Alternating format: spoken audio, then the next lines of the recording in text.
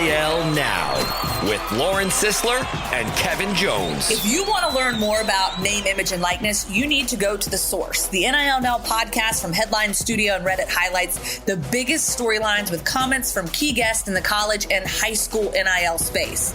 NIL is not a cherry on top. It needs to be thought about as a part of these young men and women's future to, further their careers.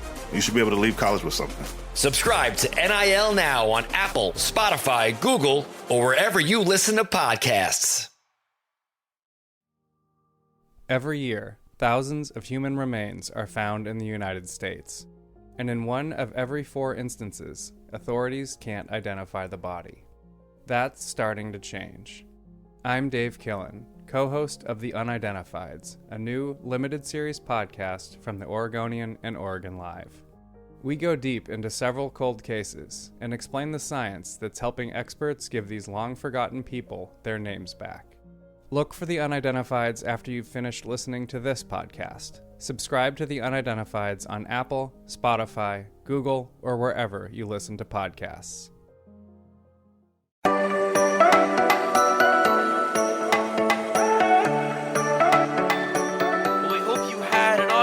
And we hope you're having an even better start to a new week, which is crazy because this is, I think, technically almost our last week of May. I know June starts next week, so we're just rounding out the month of May. Time is flying, which means we're getting closer to OTAs. We're getting closer to minicamp, aka phases 3 and above of the Bengals voluntary workouts. Should be a lot of fun, and there is a lot to talk about with that.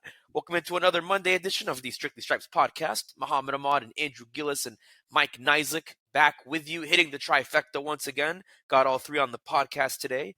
And before we get going, I want to remind you guys, I mentioned this Friday when Andrew was on, but we're doing something really cool with cleveland.com, and we want you, the fan, the listener, the reader, to tell us why you are a Bengals fan. Go to cleveland.com/Bengals, or better yet, go to strictlystripes.com. There's an article titled, "Why Are You a Bengals Fan?" It's something along those lines. You'll see it. Click on it. It's a Google form. Explain when you became a fan, why you became a fan. We'll share the responses on this podcast, and maybe, just maybe, if some responses are enticing enough, we might get you on the podcast. So you are going to be the star of the show. So if you want to be the star of the show and you want to be showcased, go to strictlystripes.com and tell us why you love the Bengals. So obviously, like we mentioned, guys, we're still in phase 2 of voluntary workouts right now, and that'll be the case until we get to OTAs, which kick off June 6th. And I know we talked, I think at this time last week, about, projecting the 53-man roster. What is the 53-man roster going to look like? And without sort of revisiting that, I want to kind of look at who really has a lot to prove before training camp with these voluntary workouts. So kind of revisiting some of those names that are most vulnerable, I want to kind of toss those names back to you guys today. And I think if you think about guys who are on the bubble, and when I say on the bubble, I'm saying on the bubble of like they have a good chance of not making the team if they don't, showcase what they're really capable of in training camp. I mean, I think of two guys I think of are Trent Taylor and Deontay Smith, because with Trent Taylor, you have Charlie Jones right behind you, and Deontay Smith, he's kind of been somewhat of a failed project, and it is just such a bloated room, such a bloated tackle room for the Bengals. I mean, how much on the bubble do you think those guys are? Could you see a situation where if they just don't prove themselves now leading into training camp, does that make them more vulnerable to maybe not make the team moving forward?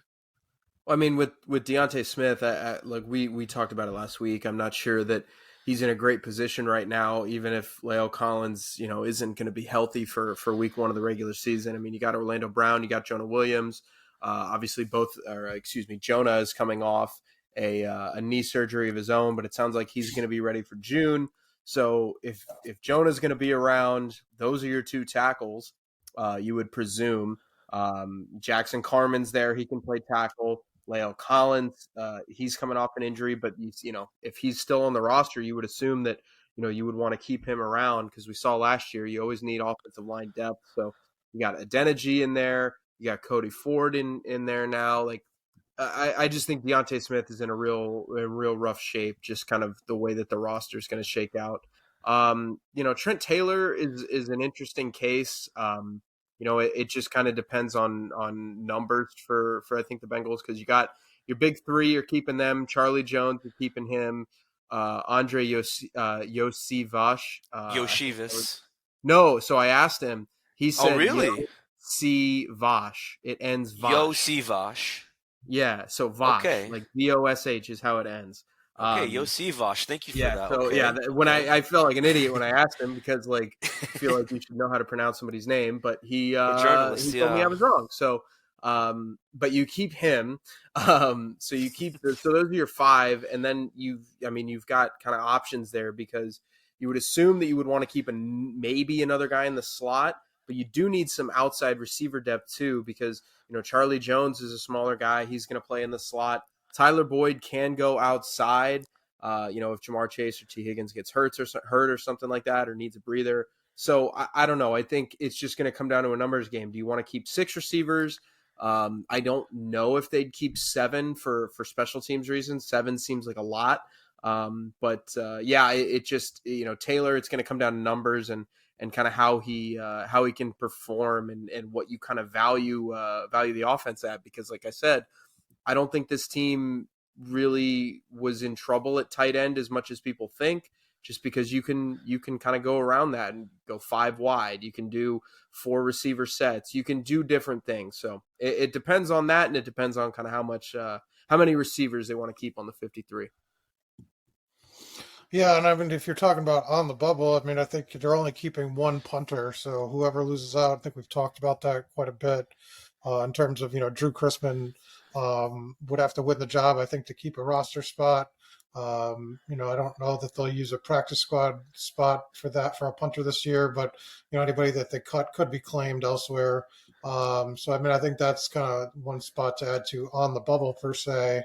I agree with about, the tackle situation is interesting. I don't know that's Deontay Smith. Like, he's the guy. I mean, it'll be a competition battle. And I think whoever's kind of the lowest guy in that spot, or two, Kima Denji, I think, is that same sort of category, that there's no reason that he would be ahead, I think, necessarily of Deontay Smith. I think it'll ever be, win out in training camp.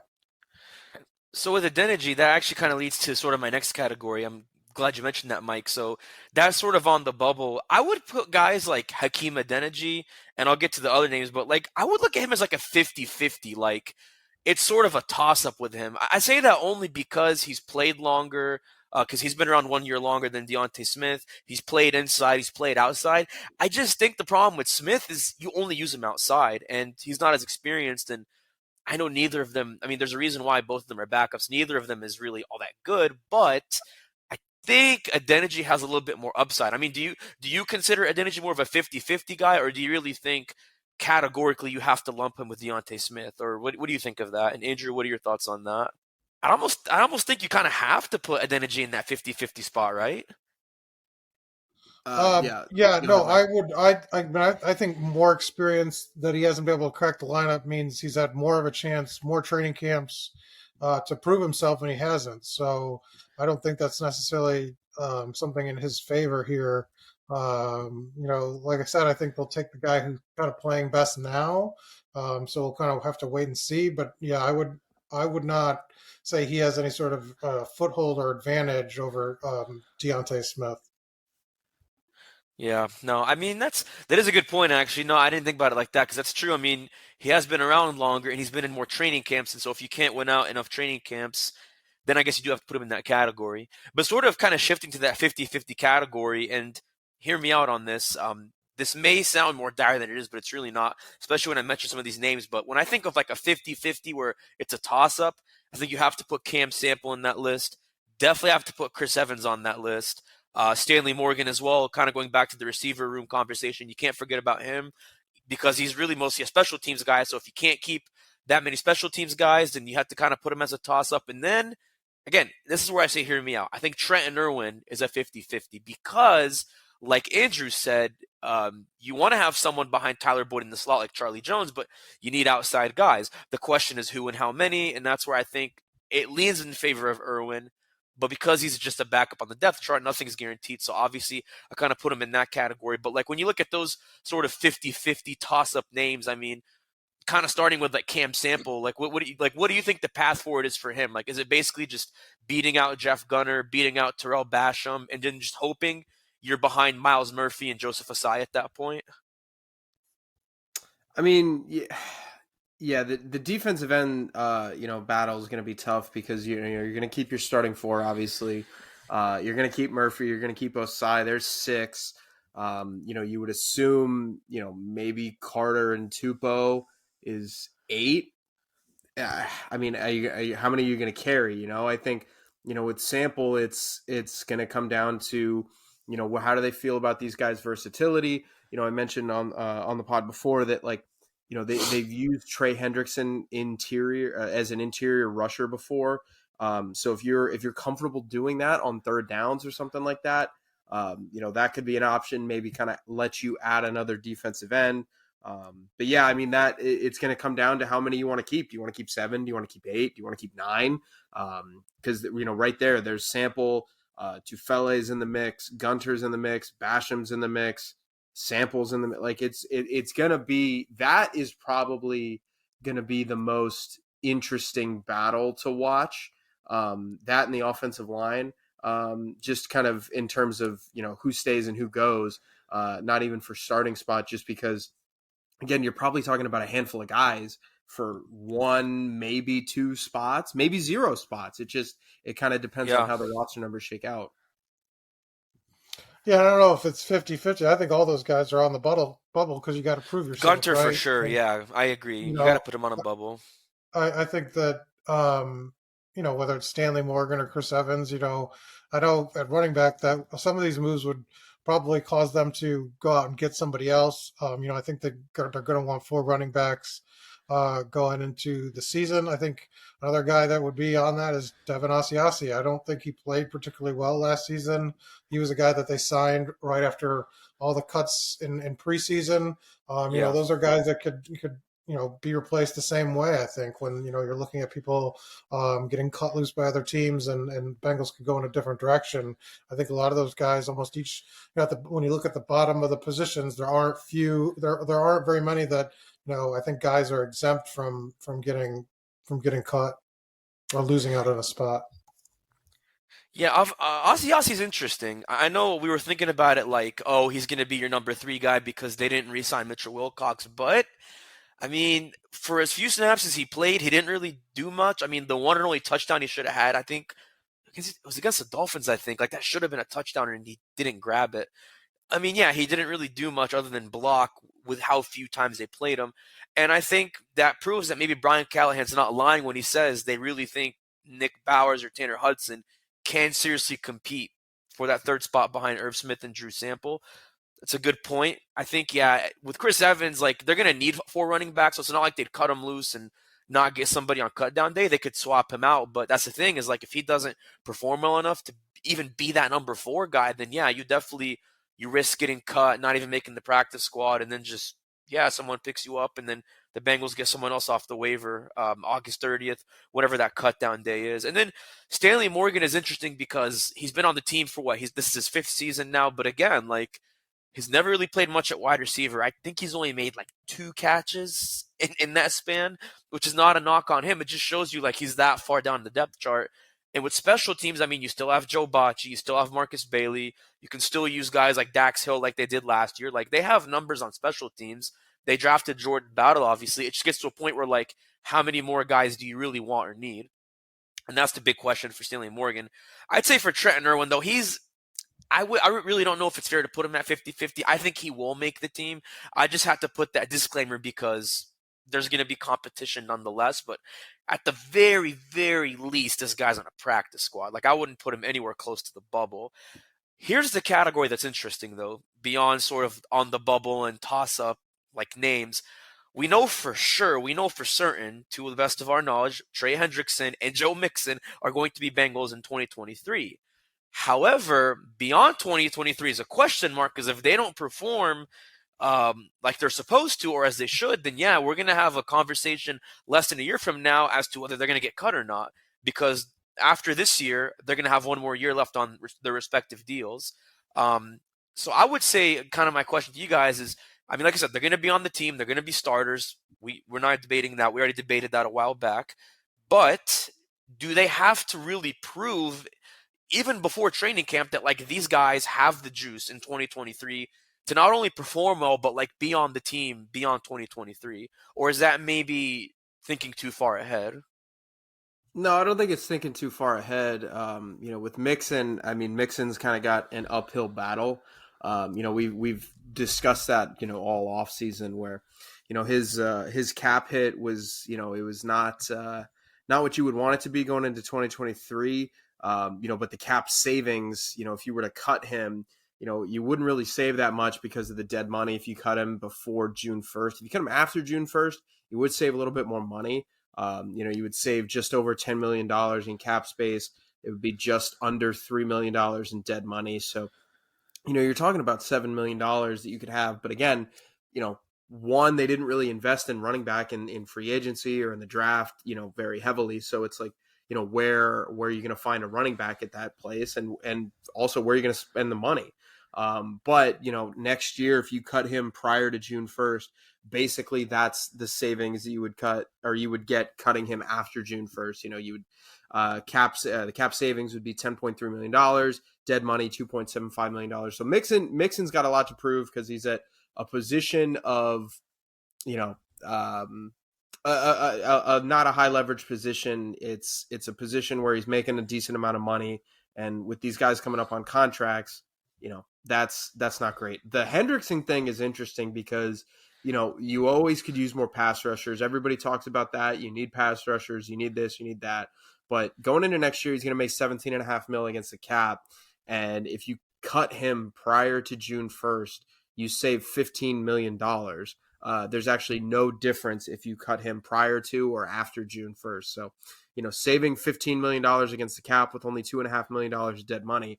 You cut Mixon and Hendrickson next March, I mean, you're saving a lot of money. You're saving $20 million. Oh, yeah. There's T. Higgins. Like, that's kind of the way that you, I think, have to think about this. Yeah, and I don't think Henderson was at risk. I mean, the dead cap was $8 million. There was no way he was going to get cut this year. For but I think next year, obviously, he has the writings on the wall with them drafting Miles Murphy and them needing cap savings. For Mixon, I think there's some risk this year because there are a lot of running backs out there that in theory could replace him if something went awry and he was just not good in training camp. I still think that that would be kind of a crazy left turn. But I mean, there are some guys. I mean, the market for running backs sort of weird. I mean, they've still got Kareem Hunt's out there, a couple other guys that were starters. Ezekiel Elliott's still out there. Ezekiel Elliott, are still available. There's still talk of Dalvin Cook getting cut. I mean, he would be at risk just because, like you said, Andrew, the numbers make it so where, the Bengals really could part with him at any time now after June 1st and save quite a bit of money for this fall. Yeah, I mean, like you said, it'd be a crazy left turn for sure because it seems like it's pointing in the direction of him being your starter. Like Zach Taylor said, he's going to be their starter, and Brian Callahan backed that up. But again, depending on his legal situation, depending on anything else the Bengals look at in training camp, that could change, like Mike said. So that's also a good point is, to the best of our knowledge, he will be a Bengal in 2023. Stay with us. We're going to take a quick break, and then we're going to sort of look ahead at some potential surprises beyond what we mentioned when we return right here on the Strictly Stripes podcast.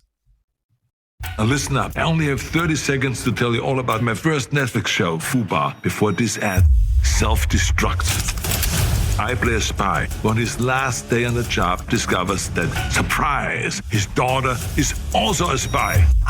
Can you imagine that? Together, we both go commando to terminate a very bad guy. Now remember the date now. May 25th, FUBAR is going to blow up on Netflix. This Netflix ad has been terminated. All right, and thanks for staying with us on the Strictly Stripes podcast. We want to remind you guys to sign up for two of my favorite things. The first being our Strictly Stripes newsletter. Go to cleveland.com/newsletters. Click on the Strictly Stripes newsletter. It's free. It's in your inbox every morning to get the best insights and reporting from me, Mike, and Andrew. And make sure you sign up for our Cincinnati Football Insider Subtext service. I've said it before. I'm going to keep saying it. You get a 2-week free trial to start. If you don't like me, you don't like Andrew, you don't like Mike, you're not hurting our feelings. Business is business, but sign up at cleveland.com/Bengals, 2-week free trial to start, $4.99 a month after that if you stick with us, which I definitely think you will. So make sure you try that out. So we talked to guys about guys that are on the bubble, guys that are a toss-up as far as making the team, and then guys that we know are pretty much going to be on the team, but beyond 2023 do not have a guaranteed future and maybe have something to prove in the here and now. I also forgot to ask, by the way, kind of going back to that, I know we talked a little bit about some of the undrafted free agents like Jackson Kirkland, Shaka Hayward, Jalen Moody. I mean, I think with Jackson Kirkland, and I think you guys would agree with me, but I just want your thoughts on this. I would think there's a path forward for him to be a backup guard behind either Alex Kappa or Cordell Volson, right? It really could be, I think, if he does well enough in training camp. Yeah, I mean, it depends, I think, on kind of how the tackle situation plays itself out. I mean, if La'el Collins is good and you feel, kind of good about where he's at health-wise, there's 3. You've got Carmen there. There's 4. That might be it for tackle. So, I mean, if you like Kirkland more as a guard than you do Adeniji as a guard, I think that you've got some options there because, again, you've got you've got a battle at center. They have Ben Brown who's still on the roster. You got Trey Hill there. So like you have backup center. You could have a backup guard. Max Sharping's still around. Like it's going to be an interesting numbers game to play. But yeah, I mean, Kirkland, I think I frankly think he's probably got the best shot of any undrafted guy to make the roster. Well, or, practice squad is obviously a possibility for a lot of these players too. We really haven't seen them do much on the field, especially Kirkland, so I think we have to wait and see. But, practice squad, I think, you're going to have, it's 13 players now. So, I mean, there's a good chunk of guys that could from that, undrafted free agent class, couple guys that could make that earn a spot there. When you think of the names Keandre Jones, Shaka Hayward, Jalen Moody, who do you think has the best chance to replace Clay Johnson? Because obviously he's still a free agent, but sounds like they've moved on from him. I don't know. I know you mentioned this, Mike, but I think Shaka Hayward has a really good chance to replace Clay Johnson and make the roster. What do you guys think? I really think that guy's a lot of upside, a lot of good numbers from Duke last year. Yeah, I mean, Joe Bocci was hurt for the most of the last season, or I forget the week where he was back, but I mean, he could step in and have that role, and Hayward could be a practice squad player and somebody they kind of keep around for depth purposes. I don't know that they necessarily need somebody on the 53-man roster to place Clay Johnston, but I think, Shaka Hayward has as good a chance as anybody to be a special teams player in this league to start out.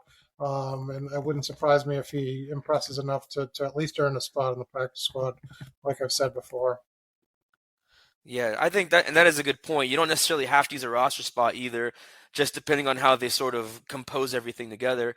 But to kind of, I guess, somewhat tie this all together, and I was sort of thinking about this, and it kind of does sort of relate to what we talked about earlier. And this is maybe way too early for this, but I think these are kind of fun questions to ask.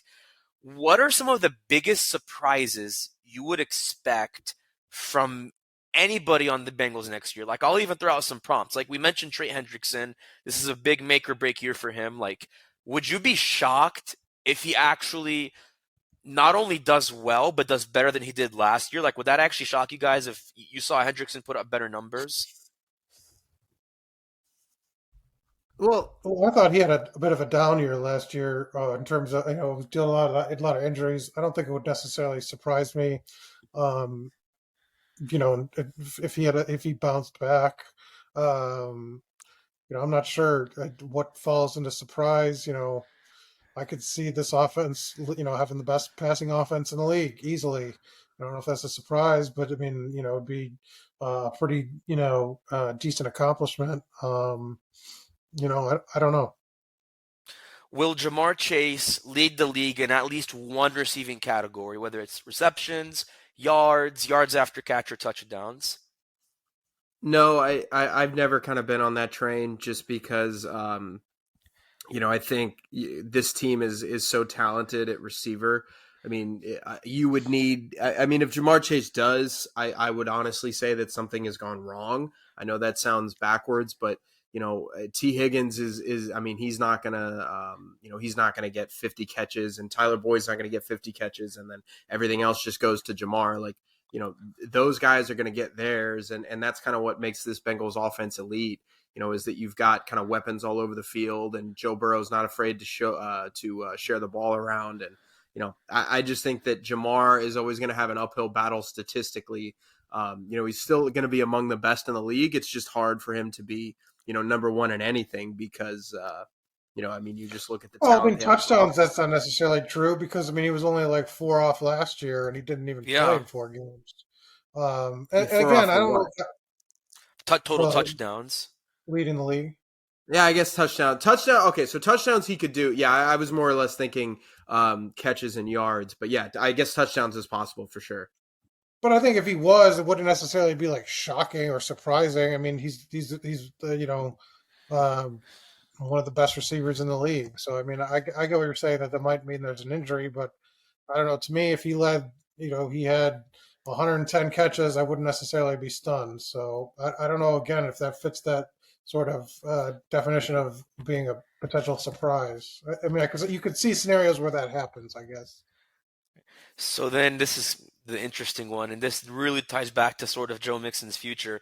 Would you be stunned if Joe Mixon actually had anything remotely better than what he had last year? Maybe not Pro Bowl level like the year before, but just better than what he had last year with Chase Brown behind him. Would I be stunned if he has a better year? Yeah, or what if he runs for 1,000 yards? Would that shock you? Well, 1,000 yards would be pretty surprising just because then, again, you get into the territory like I just kind of mentioned of okay, what happened to the passing game? Did they just all of a sudden become the greatest show on turf type of offense or what? Mixon played in 14 of the 16 games last year. He had 814 yards. I think I think that's a fair way to say it. Running back is such a physical position. 14 games feels fair. If you miss 2 games, you sprain an ankle, you get a concussion, something like that. Like he did last year. Yeah, exactly. I think that there's, I think that there's a case to be made that, he can have a better year, but it would come kind of in, what's the word I'm looking? I guess in rate stats, I guess, he had 3.9 yards a carry last year. I could see him kind of getting up to 4.4, 4.3, and that wouldn't surprise me. If they run the ball better, they've got an improved offensive line. Maybe they're running with lighter boxes because of the receiving core that they have. There's a lot of different factors there. So it wouldn't surprise me in that regard. But if he starts running for 1,000, 1,100 yards, I think that would be pretty surprising to me. Yeah, so I think I'd be surprised if he made a Pro Bowl, just because I don't think they're going to be using him as much to sort of put him in that position. So, that would all be surprising based on that. Yeah, and I think these are fun. I think we could even do more of these predictions, whether is Cam Taylor-Britt going to have however many tackles. I think these are always fun what-if scenarios, but we'll save those for another day. I think those are the biggest ones that sort of tie into those guys we mentioned. So what are your thoughts on that? No, I think it's way too early. I think there's definitely room to talk about that now. But there's going to be a lot of room to talk about a lot of other things involving roster questions, projections, statistical projections, which, again, I think are a lot of fun. We'll have more on that this week. Other takeaways, as we'll hear from the team tomorrow after they go through their voluntary workouts. But once again, for myself, Andrew, and Mike, I'm Muhammad Ahmad. We'll see you Tuesday.